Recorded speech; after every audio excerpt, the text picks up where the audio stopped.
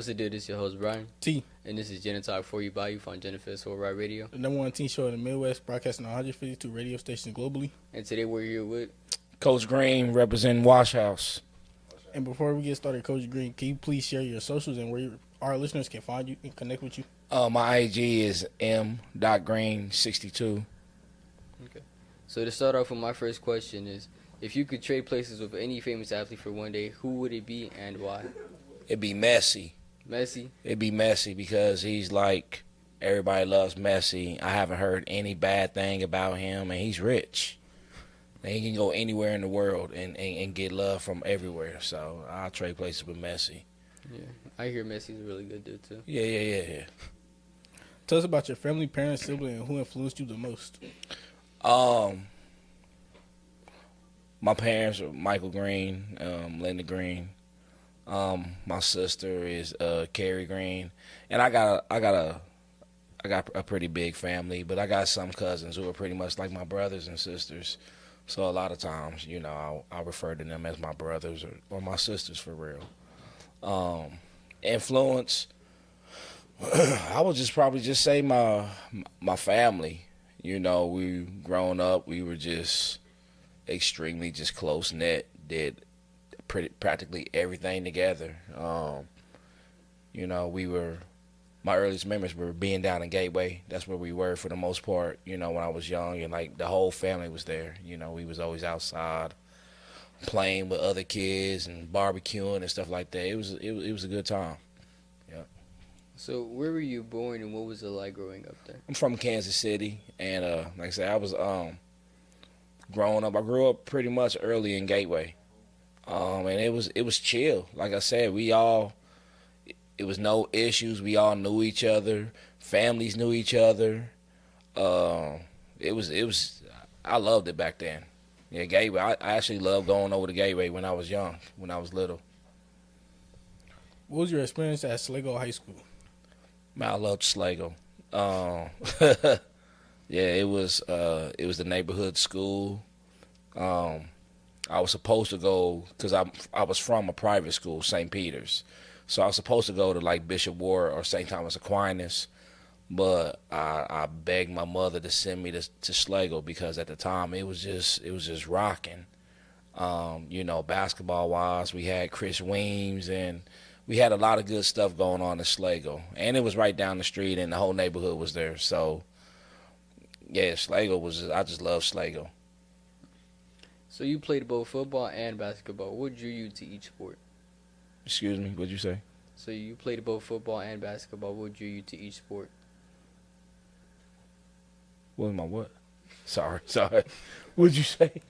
You played both football and basketball. What drew you to each both? Like, what made you want to play both football and basketball? Man, everybody was just playing sports. Man, I mean, everybody just played sports back then. For the most part, that was our social circle.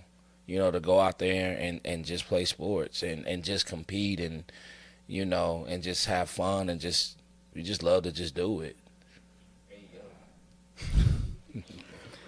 What motivated you to start coaching basketball?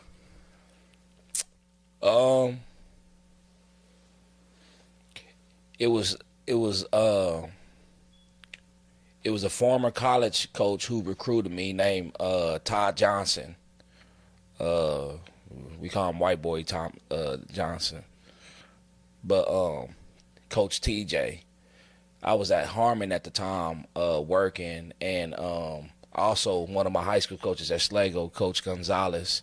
He's now at Olathe Northwest, but he was the basketball coach at Harmon. So around that time, Coach TJ had started working at Harmon also, and he had a kid who was playing basketball there. So we reconnected there, and, you know, he talked me into, he's like, man, Green, you got a lot to give back with the kids here. And, you know, long story short, I started coaching in the summertime with Mocan, you know, with Matt Souther and Mocan, and then from there I went on to coach at Harmon. So, and it was just, I don't know. I just enjoy being around kids, you know, just trying to just give them not necessarily like wisdom on about the game, but more like wisdom in life. I just love mentoring kids. Basically answered the next question, so I'm gonna just go on. Yeah. So now entering your 4th year at Washington, how has that transition been? Man, it's been cool. We got a strong returning class. Like they spoke on earlier, we've been together for about 4 years, and it's not really. I really don't feel like I'm coaching a group of kids. I more feel like I'm coaching like family. I know their parents. I know I know pretty much all of their upbringing, all that stuff, and that's just because I'm from here. So we're pretty close knit. That's what I'm looking forward to. Is just watching them play out their high school basketball journey and just enjoying the ride, enjoying whatever time we got left together. What's the biggest difference between coaching at Harmon and Washington? Harmon, I want to be careful with what I say. Harmon is different. Harmon can be difficult sometimes, but I was there for 7 years, and we saw some troubling times, but we stayed honest to those kids. We were in the gym constantly, and we got lucky with some talent. Let's just be for real. We got lucky with some talented kids, and we were able to turn things around and go to state 2 years, win the league 3 years. We helped get those kids some offers.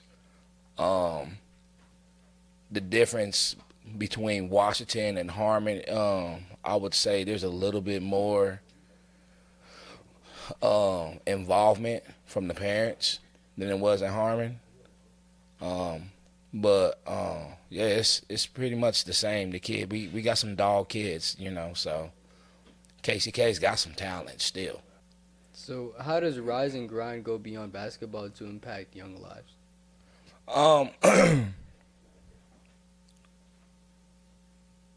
My fault. You're good. Right. No. Re-ask it? All right. So how does Rise and Grind go beyond... So how does Rise and Grind go beyond basketball to impact young lives? Rise and Grind was created with by me and my bro Bruce Brooks Jr., another former Stallion that we coached together at Harmon. But we just felt like there was a need for Kansas City, Kansas kids to get more opportunities of exposure and the opportunity, to get a life-changing event, which is the possibility of getting a college scholarship to play sports. And pretty much us being in the school, we were, able to go ahead and connect some school services to those kids off the court, as like tutoring and whatever it is they needed, man. We tried our best to just wrap around them, and not just them. I want to say we tried to wrap around the family. So, I mean, that's just pretty much what sports is all about. It's pretty much about building relationships and mentoring. How would you describe your coaching style? My coaching style is probably based in trust and love, just to be for real. I really honestly believe you cannot coach other people's kids if you don't have some form of love in your heart. That's just my opinion, though. You honestly coaching is really about a relationship. I really do love those kids that I coach. I hope we continue to have a relationship. I hope to be invited to their wedding or whatever it is. It really is. That's my coaching style. It's based in relationships. So what kind of team identity can fans expect to see this season? Energetic and defensive. We are defensive minded. They all like playing with each other. Yeah, pause. Hey, I knew it was coming. I knew it was coming, man.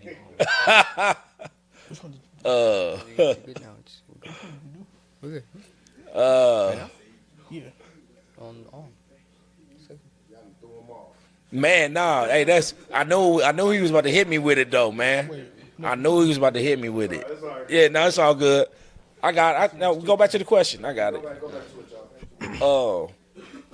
I think fans can expect to see a group of kids that enjoy playing basketball for each other, and hopefully, it's a style of basketball that people can enjoy watching, and hopefully it's the right way of playing basketball though too.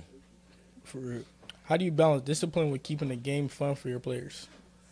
Man, I'm still trying to figure that out sometimes. Sometimes I can spaz out when they're talking too much or playing too much or messing up a drill. So I'm still trying to figure some of that out though too, but I'm still trying to figure that out. So what's your approach to developing leadership among your athletes? My approach to I let them take ownership of the team. It cannot be for us to be successful. It cannot be just them hearing my voice. They have to talk to each other. They have to spend time with each other. I really, really go out of my way to make it, make a point of emphasis that you guys, this is you guys' season, this is you guys' team, this is you guys' journey. It's all about you guys. So you guys need to go ahead and take ownership of it. How do you handle adversity during season, both personally and with the team? Man, I lean on family. I lean on my team. Like I said, we are really.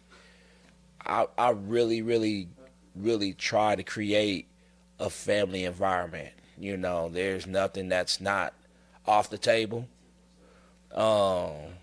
There's nothing that won't be spoken out of honesty. They can speak their truths to me. I can speak their truths to them. If I suck as a coach, they can come up and tell me I'm off my game, and vice versa. So, that's pretty much how we just handle things. We handle things in the house, and we have real conversations, and we just move on. We really don't demean each other. We really don't do all that stuff. It's really, really, really positive. So we just try to just move on and fix the problems. So, if you weren't coaching right now, what do you think you'd be doing? I don't know. You don't know? I'll be at home a lot more. I'll say that. I'm such a homebody. I love being around my family. I love being around my kids. I love being around my wife.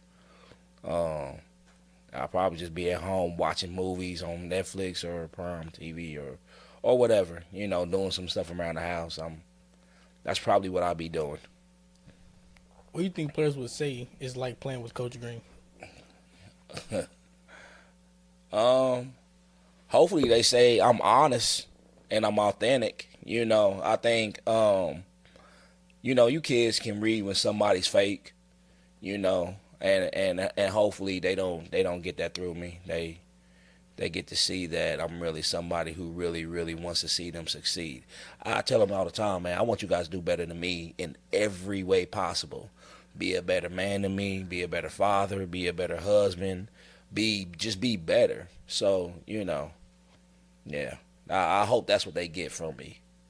That I kept it real and I was honest with them, and I really, really wanted them to succeed. How do you build trust in relationships with your athletes? Being honest with them. Yeah, that's the only way you can do that. You got to have those hard conversations. You can't be afraid to coach kids. You can't be afraid to be honest with kids, man. You just got to just be honest with them, man, and they can take that information how they can take it. But I think as long as you're creating that real relationship with them, you can speak the truth. And like I said, they got the right to say, how they feel to me though too. How adults can be sometimes. You're a kid, you can't be saying that. I don't do that. As long as it's respectful, I teach them to be respectful, and vice versa. So, what's one piece of advice that you give every player before they graduate? Give yourself a chance in life. You know, coming from the dot, there can be a lot of negativity, and you know, people can have low expectations of you kids being from KCK. But I really, really believe you guys can achieve just as much as anybody can. You know, given who's been given all the privileges in the world. I really do feel like if you guys give yourself a chance just to see what can happen in life, I really feel like you guys will be surprised with yourselves. So, for my final question, what legacy do you hope to leave behind in KCK basketball?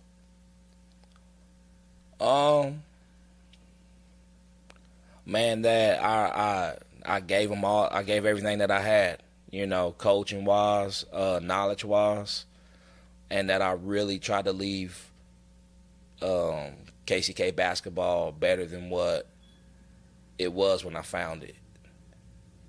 So, you know, my job is to pass knowledge forward. You know, pass it on, and hopefully, you know, it's gonna be some alumni or whatever who takes the mantle and just runs with it and takes it to another level. That's really all I really want. I want to just leave things in a better place. All right, y'all. That's our time today with Coach Green at Wash House. We appreciate it and thank you for sharing. No problem, bro. Before you go, Coach Green, can you once again please share your socials and where our listeners can connect with you? You can follow me on IG at Michael, my fault, M.Green62. This was your host, Brian. T. And this has been JegnaTalk for you by you on JEGNAFEST Worldwide Radio. #1 teen show in Midwest, broadcasting on 152 radio stations globally. We out here. Link on the beat.